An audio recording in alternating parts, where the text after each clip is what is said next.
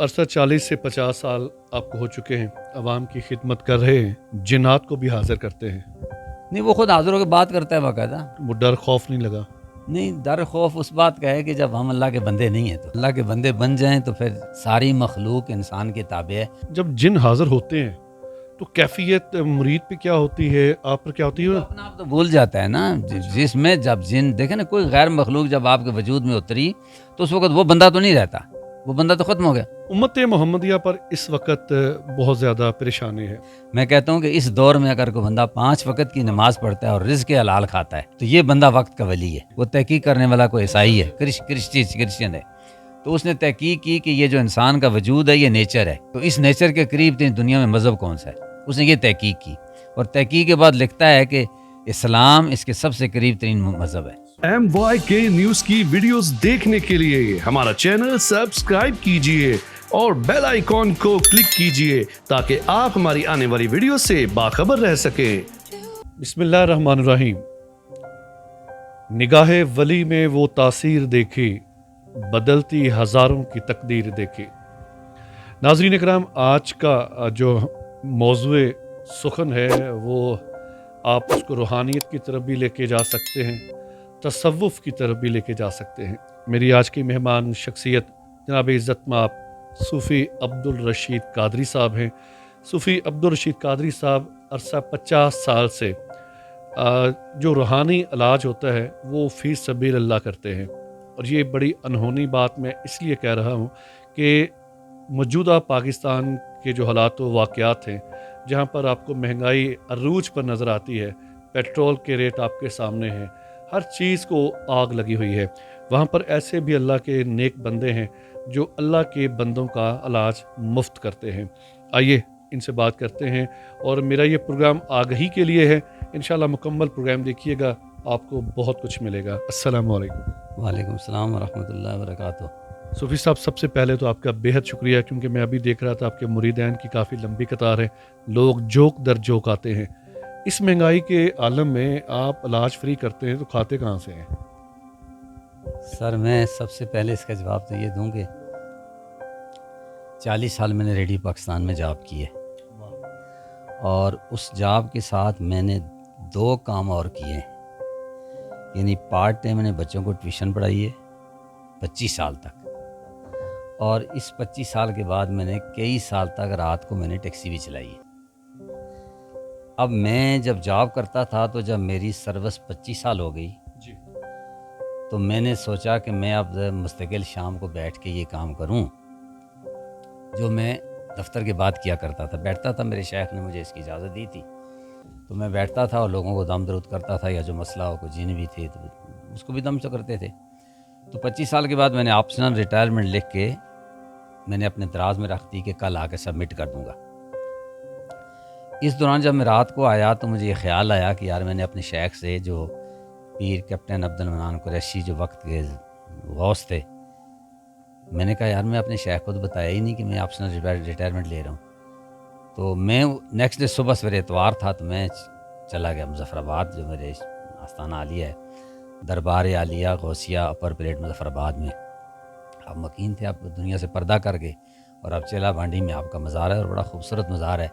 جو مظفر آباد میں لوگ ہیں یا جہاں کبھی کوئی جائے مظفر آباد تو وہ دیکھے اس مزار کو دیکھ کر ہی ایک ایسی خوشی یا مسرت ہوتی ہے کہ واقعی یار یہ بندہ اللہ کا بندہ، دل کو سکون ملتا ہے. تو وہ جب میں گیا تو میں نے بتایا کہ حضرت، میں نے آپشنل ریٹائرمنٹ میں نے جو میرا ارادہ ہے، تو 25 سال میری نوکری پوری ہو گئی تب میں ریٹائرمنٹ. تو میرے شیخ کا بڑا خوبصورت جواب تھا، اللہ ان کی تربت پہ لاکھوں سلام بھیجے.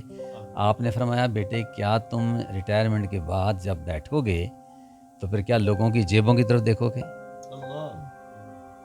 تو بیٹے یہ کام نہ کرنا، اپنی مزدوری کرو، اور مزدوری کے بعد جب گورنمنٹ تمہیں گھر بھیج دے تو پھر گھر چلے جاؤ. یہ کام کبھی نہ کرنا. صوفی صاحب دیکھیں، ماشاءاللہ میں آپ کی بات بالکل سر آنکھوں پر آپ نے بڑے تفصیل کے ساتھ آگاہ کیا. موجودہ دور میں ایسے پیر ہیں، میری بات کو آپ برا مت منائیے گا، کیونکہ پہلے وہ اپنے مریدوں کی جیب کی طرف دیکھتے ہیں کہ یار یہ آ رہا ہے میرے لیے کیا لے کے آئے گا، جائے گا تو کیا دے کے جائے گا. ایسا ہے کہ نہیں ہے؟ بس سر، یہ دنیا میں تو دیکھیں نا، اس دنیا، مادی دنیا میں ہر قسم کے لوگ موجود ہیں. جہاں یہ ہے وہاں پر اللہ کے بڑے برگزیدہ لوگ بھی ہیں، اور انہی کی یہ دنیا کی جو اللہ کے ولی ہیں دنیا کی میخیں ہیں. جیسے ایک میخ کسی کا گاڑ دی جاتی ہے نا، تو یہ دنیا کی میخیں ہیں، یہ دنیا میں ہیں. کوئی بندہ یہ کہے کہ یار یہ زیادہ تر ہمیں فراڈ ہی نظر آ رہا ہے، اور میں نے اصل قوم ہم سب جو ہے نا وہ جو جس شعبے میں ہے، مثلا فرض کی طرح آپ نے اپنی بزرگوں کو لیا تو یہ اس میں شعبے میں جو شعبے میں جو کام کرتے ہیں لوگ وہ پھر اس کو کیش کرتے ہیں، اپنی اس جو کی تعلیم ہے ان کو اس کو کیش کرتے ہیں. یہ لوگ بھی ہیں، اور وہ بھی ہیں جو صرف للہ اللہ کے لیے کام کرتے ہیں اور مخلوق خدا کے ساتھ بھلا کا سوچتے ہیں. وہ کہتے ہیں کہ کرو مہربانی تو میل زمین پر، خدا مہرباں ہوگا عرش بری بری پر. تو یہ ان کا ہر آدمی کا اپنا اپنا طریقہ کار ہے. لیکن میں ایک بات جو مجھے افسوس سے کہنی پڑ رہی ہے کہ آج حضور نبی کریم علیہ الصلاۃ والسلام کی یہ حدیث آج سچ ثابت ہو رہی ہے کہ جس میں میرے آقا نبی کریم صلی اللہ علیہ وسلم فرماتے ہیں کہ مجھے یہ ڈر نہیں کہ میرے بعد میری امت شرک اور بدعت میں مبتلا ہو کر دین سے نکل جائے گی. اگر مجھے ڈر ہے تو اس بات کا ڈر ہے کہ میرے بعد میری امت مال کی محبت میں دین سے نکل جائے گی. صوفی صاحب عرصہ 40 سے 50 سال آپ کو ہو چکے ہیں، عوام کی خدمت کر رہے ہیں، جنات کو بھی حاضر کرتے ہیں. پہلی بار اگر میں آپ سے یہ عرض کروں کہ جو آپ نے موکل حاضر کیا، جن حاضر کیا، کیفیت کیا ہوتی ہے؟ نہیں، وہ خود حاضر ہو کے بات کرتا ہے باقاعدہ. عام انسان ڈر جاتا ہے، وہ ڈر خوف نہیں لگا؟ نہیں، ڈر خوف اس بات کا ہے کہ جب ہم اللہ کے بندے نہیں ہیں تو اللہ کے بندے بن جائیں تو پھر ساری مخلوق انسان کے تابع ہے. اللہ کی 18,000 مخلوق ہے اس کائنات میں. اس 18,000 مخلوق میں انسان اشرف المخلوقات ہے اور وہ سب سے اوپر ہے. اگر وہ اللہ کا بندہ بن جائے تو یہ سارے لوگ پھر اسے سجدہ کریں، وہ کسی کو سجدہ نہ کریں. اور یہ جو لوگ کہتے ہیں نا کہ جی یہ اقبال کا جو شعر ہے بڑا خوبصورت شعر ہے، اور لوگ اسے بار بار پڑھیں اور بار بار سوچیں گے کیا کہتا کیا ہے، کہ وہ ایک سجدہ جسے تو گراں سمجھتا ہے، 1000 سجدوں سے دیتا ہے بندے کو نجات. اب یہ 1000 سجدہ یہی ہے کہ میں ابھی اپنا مال اکٹھا کر کے اپنے بچوں کو کھلاؤں، چاہے حلال ہو یا حرام ہو، مجھے اس کی تمیز نہیں ہے. یہ سجدہ ہے. جب جن حاضر ہوتے ہیں تو کیفیت مرید پہ کیا ہوتی ہے، آپ پر کیا ہوتی ہے؟ اپنا آپ تو بھول جاتا ہے نا. جس میں جب جن دیکھیں نا، کوئی غیر مخلوق جب آپ کے وجود میں اتری تو اس وقت وہ بندہ تو نہیں رہتا، وہ بندہ تو ختم ہو گیا. اس کے اندر دوسری چیز علول کر گئی. جب وہ علول کر گئی تو اب وہ بات کرتا ہے. وہ حاضر کرنے کا بھی کوئی وقت ہوتا ہے؟ نہیں، بس جو آئے جب اسے بلائیں تو آ جاتے ہیں. یہ تو اللہ کی کلام ہے نا، جو ہم اسے بلائیں گے. مثلا فرض کیا سورۃ یاسین کے لفظ ایک لفظ آتا ہے، اگر سورۃ یاسین کے پہلے آپ رکوع کا ترجمہ پڑھیں تو اس میں یہ آتا ہے کہ ہم نے ان کے اوپر ڈھکنا دے دیا ہے. وہ ڈھکنے کا مطلب یہی ہے کہ ہم نے کو بند کر دیا، قید کر دیا. زیادہ تر بندہ کہ اس پہ دم کرے تو بھی حاضر ہو جائیں گے، وہ تو آ جاتے. پھر جس بندے کے ساتھ ہوں نا، تو جو ہی کوئی دوسرا بندہ اسے اللہ کی کلام پڑھے گا تو وہ اس بندے کو اپنا گھر سمجھتے ہیں. جو مخلوق جن ہیں وہ جس بندے کے ساتھ ہوتے ہیں اس کو اپنا گھر سمجھتے ہیں. آپ اس کے ساتھ ذرا سے اونچ نیچ بات کریں گے، جیسے ابھی یہ بندہ جو بات کر کے گیا کہ ویسے بچی تو نارمل ٹھیک ہے، لیکن جو ہی اس کے ساتھ کوئی بندہ غصے کرے یا کوئی اسے سمجھائے تو اس کو غصہ برا مان جائے تو ساتھ ہی وہ جن آ جاتا ہے. تو اس لیے وہ آ جاتا ہے کہ تم اس کے ساتھ کیوں چھیڑ چھاڑ کرتے ہو، محبت کرتے ہیں. ہاں جو بھی ہے جس طرح بھی ہے، لیکن وہ اس کا پاس کرتے ہیں، وہ نہیں کرنے دیتے. امت محمدیہ پر اس وقت بہت زیادہ پریشانی ہے، وہ چاہے فلسطین ہو، چاہے کوئی بھی ملک ہو، پاکستان ہو. نفسا نفسی کا عالم ہے، پریشانیاں ہیں، جابس نہیں ہیں. تو اس اگر اب ماحول میں ہم دیکھا جائے تو کیا کرنا چاہیے، کون سے وظائف کرنے چاہیے کہ اللہ تعالیٰ ہم پر جو آئی ہوئی آزمائشیں ہیں ان کو دور کر دیں؟ سر عمل کی ضرورت نہیں ہے، سوائے اتباع مطابق رسول اللہ صلی اللہ علیہ وسلم ہے. میں کہتا ہوں کہ اس دور میں اگر کوئی بندہ 5 وقت نماز پڑھتا ہے، 5 وقت کی نماز پڑھتا ہے اور رزق حلال کھاتا ہے تو یہ بندہ وقت کا ولی ہے میرے نزدیک. اس دور میں اگر کوئی بندہ 5 وقت کی نماز پڑھتا ہے اور رزق حلال کھاتا ہے تو وہ ولی ہے، ہم ولی نہیں ہیں. ہمارے جو بزرگ تھے، ہمارے جن کو آج کا جو پڑھا لکھا طبقہ ہے وہ کہتا ہے جی وہ ان پڑھ تھے اور جاہل تھے، جبکہ وہ دین کو پورا جانتے تھے. اگر ظاہری طور پر وہ کچھ کسی یونیورسٹی یا کسی مدرسے کے فارغ التحصیل نہیں تھے، لیکن دین پورا سمجھتے تھے.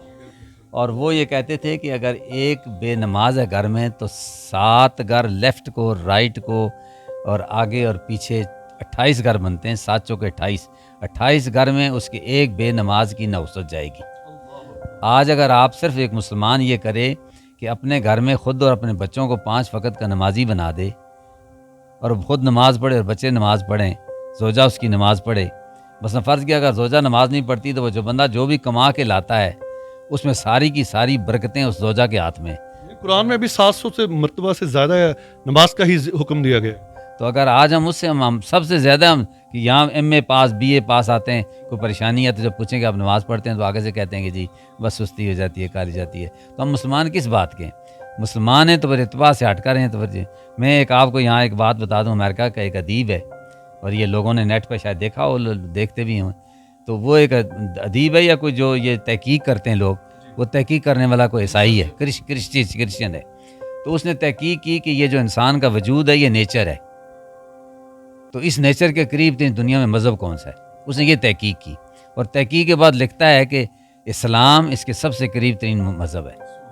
یہ جو انسان کی جو نیچر ہے، سر سے بال سے لے کر پاؤں کے ناخن تک، یہ نیچر ہے. نیچر کا مطلب یہ ہوتا ہے کہ جو چیز خدا نے بنائی انسان اسے نہیں بنا سکتا، یہ نیچر ہے. تو اس نے تحقیق کی کہ اس نیچر کے قریب ترین دنیا میں مذہب کون سا ہے. تو وہ آخر میں لکھتا ہے کہ اسلام ہے. لیکن اخیر میں عیسائیوں نے اس سے سوال کیا کہ تو عیسائی تھا اب تو مسلمان ہو گیا ہے. اس نے کہا نہیں ہوا. اس نے کہا کیوں؟ تو اتنی تحقیق کے بعد بھی تو مسلمان نہیں ہوا. اس نے کہا یار بس افسوس ہے کہ میں مسلمان اس لیے نہیں ہوا کہ جس اسلام کی میں نے تحقیق کی اس کا یہ مسلمان نہیں ہے، اور اگر یہ مسلمان ہے تو اس کا یہ اسلام نہیں ہے. اب ہمیں افسوس آج اس بات کا ہے کہ ہم لوگ اپنے قول فعل سے ہم مسلمان نہیں ہیں. میرے کسی عمل سے دوسرے بندے کو ہم تو یعنی ہر ایک کو نقصان پہنچانے والے ہیں، جبکہ مسلمان وہ ہے جس کے ہاتھ اور اس کی زبان سے دوسرے بندے کو کوئی ضرر نہ پہنچے. اللہ تعالیٰ ہمیں اتبار مطابق رسول اللہ صلی اللہ علیہ وسلم اور اپنے صحابہ کرام رضوان اللہ تعالیٰ اجمعین اور اولیاء اعظام کی ہمیں اتبار مطابق توفیق عطا فرمائے کہ ہم ان کی زندگیوں کو پڑھیں اور سمجھیں اور ہم کیسے زندگی گزاریں. یہ جادو ٹونے والے چکر تو وہ بندہ ہے کہ یار آپ کو دنیا میں اور کوئی کام ہی نہیں، آٹا ملنے کھانے کو نہیں ہے اور تم کہتے جادو 15,000 دے گا، جادو کیسے تم کراتا ہے. تم خود اپنے اوپر دیکھو کہ میں کیا خدا سے رابطے میں ٹھیک ہوں یا نہیں ہوں، اور اگر میں غلط ہوں اللہ سے تو پھر جب آپ اللہ کے قریب نہیں ہے تو شیطان کے قریب ہو، اور جب شیطان کے قریب ہو تو شیطان نے آپ کو سارے چکروں میں ڈالنا ہے. اس کا کام یہ ہے کہ انسان کو تنگ کر کے وہ شیطان ابلیس خوش ہوتا ہے. تو جب میں اللہ کے قریب میں ہو جاؤں گا تو پھر میں اس شیطان کے چکروں سے بچ جاؤں گا. یہ طریقہ ہے. مختصر سا وظیفہ دیکھنے والوں کو رزق کی کشادگی کے لیے، جب میں آپ کے پاس انٹرویو کرنے کے لیے آ رہا تھا تو بہت سے دوستوں نے کہا کہ صوفی صاحب سے پوچھیے گا کہ قلبی سکون کے لیے اور رزق کی کشادگی کے لیے کوئی وظیفہ بتا دیں. بہترین وظیفہ تیسرا کلمہ ہے، سبحان اللہ والحمد للہ ولا الہ الا اللہ واللہ اکبر ولا حول ولا قوت الا باللہ العلی العظیم. اور سارے سلسلہ طریقت کے جو بزرگان دین ہیں وہ اپنے مریدین کو جب بیعت کرتے ہیں تو اس کو یہ وظیفہ دیتے ہیں. اب اس میں اللہ کی سب سے بڑی ثنا ہے. اس کا پہلا جز جو ہے وہ اللہ کی سب سے بڑی ثنا ہے، اللہ اکبر، سبحان اللہ والحمد للہ ولا الہ الا اللہ واللہ اکبر. اب دوسرا حصہ جو ہے بندے کی نفی ہے، ولا حول ولا قوت الا باللہ العلی العظیم. یہ بندے کی نفی ہے، یعنی میں کچھ نہیں. اس کا مطلب یہ ہوا کہ اے اللہ اگر میں کوئی نیکی کر رہا ہوں تو تیری توفیق سے کر رہا ہوں، اور اگر میں بدی سے بچ رہا ہوں تو تیری توفیق سے بچ رہا ہوں، یعنی میں کچھ بھی نہیں. اس وظیفے کے اندر انسان کی جو نفی ہے اس سے بڑا دنیا میں کوئی بات نہیں. موتو قبل انتا جو موتو ہے وہ نفی ہی ہے. مٹا دے اپنی ہستی کو گر کچھ مرتبہ چاہیے کہ دانا خاک میں مل کر گلے گلزار ہوتا ہے. اچھا صوفی صاحب، ہاں اس میں ایک جو ہمارے میاں صاحب فرماتے ہیں، کیتی جان حوالے رب دے اساں ایسا عشق مایا ہو، مرن تو پہلے مر گئے بہو تد مطلب پایا ہو. تو یہ اصل جب تک ہم یہ نہیں کرتے، جب تک سمجھ تو کچھ نہیں آتی نا. میں مٹانی پڑتی ہے، اللہ راضی ہو جاتا ہے. اور میں کو ختم کرنے کے لیے جھکنا پڑتا ہے. اس میں کوئی شک نہیں. اچھا صوفی صاحب، سرائی جو ہے نا وہ جب دیتی ہے آپ کے جام کو بھرتی ہے تو خود جھک کے اس کو خود جھکتی ہے اور آپ کو بھر دیتی ہے. بے شک آپ کی تائید کرتا ہوں. صوفی صاحب، آپ کے ماشاءاللہ مریدان یہاں پہ بھی ہیں، وقت آپ کا قیمتی ہے. پاکستان سے دیکھنے والے آپ سے رابطہ قائم کرنا چاہیں تو آسان طریقہ کیا ہے؟ موبائل نمبر بتائیے گا، آپ کا ایڈریس کیا ہے، تاکہ پاکستان بھر سے لوگ آپ کو دیکھنے تو وہ آپ سے رابطہ قائم کریں. وقت جو ہے کہ صبح سے لے کے شام تک کتنی بار یعنی کہ آپ کال رابطہ کیا جا سکتا ہے آپ سے؟ میں صبح تقریباً 9 سے لے کر شام تک بیٹھتا ہوں، اور جو بندہ فون پہ ٹائم لے لے تو ہم سارا دن بیٹھتے ہیں. 0333 511 0556 نمبر میرا، واٹس اپ بھی یہی نمبر ہے. اور عام نمبر بھی یہی ہے۔ ناظرین اسکرین پر اس وقت صوفی عبدالرشید قادری صاحب کا نمبر چل رہا ہے، آپ ان سے 9 بجے کے بعد رابطہ قائم کر سکتے ہیں، اور آپ نے فون پر ہی اپنی وہ جو کہتے ہیں نا پریشانی ہے، وہ کہتے ہیں ہمارے پاس آپ خود تشریف لائیں، فون پر ہم زیادہ وقت نہیں دے سکتے۔ ابھی بھی میں ان سے بات کر رہا ہوں تو میرے کیمرے کی بیک سائڈ پر بھی مریدین ان کا انتظار کر رہے ہیں۔ قادری صاحب آخری سوال پوچھوں گا، جادو ٹونا آج کل بہت زیادہ ہو رہا ہے، کالے علم کی اور جو دوسرا علم ہوتا ہے نوری علم جس کو ہم کہہ سکتے ہیں، اس کی پہچان کیا ہے وہ آپ بتا دیں، اس کے بعد میں آپ سے اجازت چاہوں گا۔ سر پہچان کیا ہے؟ مجھے 50 سال ہو گئے، میں نے کسی کو نہیں کہا کہ تیرے پاس جادو ہے۔ یہ ایک ایسا یعنی ایک فلسفہ ہے جس میں کسی بندے کو آپ جب یہ کہہ دیں گے تو وہ جو بندہ اتنا بے بس ہو جائے گا کہ پھر آپ اسے کہیں گے جی میں نے اس کا یہ توڑ نکالنا ہے۔ تو میرے پاس یہاں 20 بندے وہ بھی آئے کہ جو کہتے ہیں کہ جی ہم نے اس سے پہلے 10,000 ایک بندے کو دیا، 15,000 ایک بندے کو دیا، اور اسے ایک دفعہ جادو نکال دیا، دوسری دفعہ جادو نکال۔ یہ پیسے دینے صحیح ہوتے ہیں؟ مسئلہ ادھر کا ادھر رہتا ہے۔ سوال یہ ہے کہ جس نے 15,000 روپے لیا اور اس نے آپ کا جادو نکال دیا، مسئلہ وہ بندہ کہتا ہے جی مسئلہ ادھر کا ادھر ہی ہے، اور پھر جب ہم دوبارہ اس کے پاس جاتے ہیں کہ جی آپ نے ہم سے 15,000 بھی لے لیے، جادو بھی آپ نے نکال دیا، تو پھر ہمارا جو مسئلہ تھا وہ تو ادھر کا ادھر ہی ہے۔ تو وہ بندہ آگے سے یہ کہتا ہے کہ بھائی وہ جو پہلے جادو تھا اس کا میں نے توڑ کر دیا، اب یہ تو کسی نے پھر دوبارہ کر دیا ہوگا۔ یعنی کہ نئے بکرے لے کے آؤ۔ بس جو بھی ہے، لیکن میں یہ کہتا ہوں بھائی اصل جو مسئلے ہمارے اس وقت بے سکونی ہے امت مسلمہ میں، اس کا سب سے بڑا حل یہ ہے کہ ہم اللہ کے رسول صلی اللہ علیہ وسلم کے بتائے ہوئے طریقے سے ہٹ گئے، اور یہ جو 14ویں صدی کی نشانیاں پوری ہو رہی ہیں اس میں ہم سب آج شامل ہیں کہ وہ جو ہے یعنی ایک بات تو یہ ہے کہ فرض کیا خون سفید ہو جائے گا، تو بھائی خون جس کو کاٹیں وہ لال ہی ہے، سفید تو کسی کا نہیں ہوتا۔ تو اس کا اہل اللہ والوں نے اس کا ترجمہ یہ کیا کہ ایک دوسرے کی قدریں ختم ہو جائیں گی۔ تو اب ہمارے پاس سب سے زیادہ لوگ یہ آتے ہیں، شکایت آتے ہیں کہ اولاد نافرمان ہے، بچیاں نافرمان ہیں۔ تو دیکھیں نا، قیامت کی نشانیوں میں سے ایک نشانی یہ بھی ہے کہ ایک وقت آئے گا جب باندھی مالکن کو جنے گی۔ اب غلامہ جو اس وقت خریدی عورت ہوتی تھی اس کو نوکر بھی بیکتے تھے اور مرد بھی بیکتے تھے، لڑکے بھی بیکتے تھے، لڑکیاں بیکتی تھی۔ تو جو لڑکی لائیں تو اس کو باندھی کہتے تھے۔ وہ جو باندھی تھی اس کے بارے میں کہا گیا کہ ایک وقت آئے گا جب باندھی مالکن کو جنے گی۔ علماء نے اس کی تشریح یہ کی ہے کہ ایک وقت آئے گا جب بیٹیاں اپنی ماں کو آگے لگائیں گی کہ تم غلط ہو۔ اللہ رب العزت کی ذات سے یہی دعا قرآن کی آیت ہے کہ واطیعوا اللہ والرسول لعلکم ترحمون، اور تم اطاعت کرو اللہ اور اس کے رسول کی تاکہ تم پر رحم کیا جائے۔ کیمرہ مین عمر کے ساتھ وسیم ہاشمی، راولپنڈی۔